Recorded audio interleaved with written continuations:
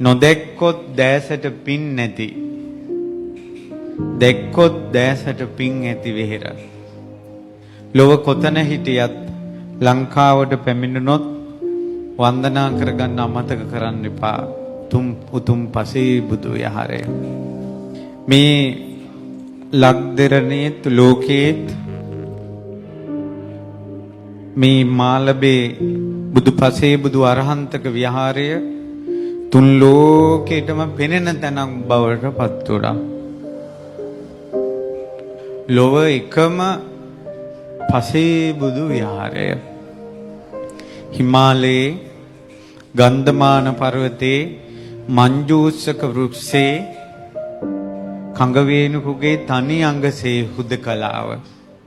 කිසිවක් හා නොඇලී නොගැටි සොඳුරු හුදකලාවේ සුවය විඳින පරම පවිත්‍ර